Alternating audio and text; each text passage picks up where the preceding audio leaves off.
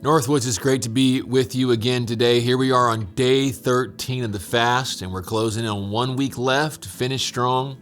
You can do it.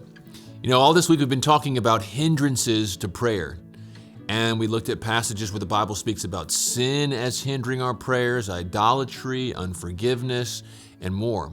And today I want to look at one last hindrance. It's found in the New Testament in a passage written to husbands and wives.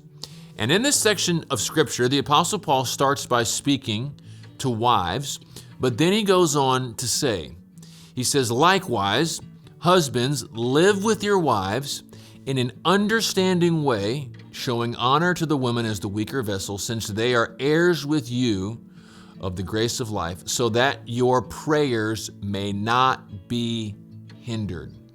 This passage explicitly states that a wrong relationship between a husband and a wife can hinder their prayers. Now, can this passage go both ways? In that just like the prayers of husbands can be hindered, so the prayers of wives can be hindered based upon how they relate to their husbands? Well, I think that's valid. But in this passage, it's clear that Peter is speaking directly to married men, husbands, when he says this. When husbands don't live in an understanding way towards their wives, their prayers can be hindered. So while I'm going to speak to husbands for a few minutes today, if you are a married woman, I would encourage you to read 1 Peter 3, 1 through 6 this morning and ask the Lord to give you understanding into how he might be calling you to come alongside your husband and encourage him to be the man God's called him to be. But here's the question. What does it look like for a husband to live in an understanding way towards his wife? How do we flesh that out in our day-to-day relationship? Well, let me give you 3 keys to doing this. Here's key number 1. Live with your wife. Peter said this. He said, live with your wife. Now, this means more than just sharing the same address, because we all know you can share the same address and still be living worlds apart, like the old saying goes, just like 2 ships passing the night. So living with means that you do life together. It means intentionally making time to be home with your family, with your wife. You know, it took me a while to learn this, but I've found that over the years that my wife didn't marry me to support my independence. She married me because she wanted a partner she could be with. She didn't marry me to help me go on more fishing trips. She didn't marry me so I could get in more rounds of golf. She didn't marry me to help me disappear into my man cave or garage. Now hear me, there's nothing inherently wrong with fishing or golfing or working in the garage. I do all of those things. But I work hard to make sure they don't take priority over my wife, because we're called to live with, that's the key word there, with our wives. So we live with our wives. Here's key number 2, learn about your wife. Peter went on to say, live with your wives in an understanding way.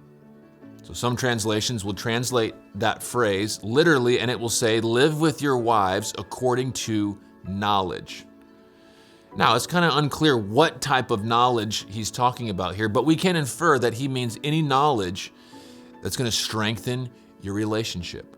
So it could be knowledge about your wife's dreams, goals, desires, likes, strengths, weaknesses, and frustrations.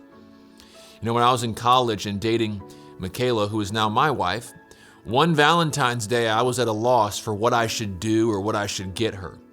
So I went out and bought some random bottle of lotion from Walmart. And I remember giving it to her and her saying, thank you. And the look on her face said, you don't really know me, do you?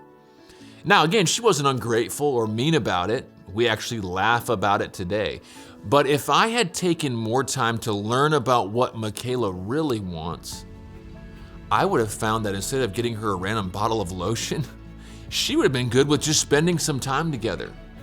So being understanding and living according to knowledge means that I intentionally learn about my spouse.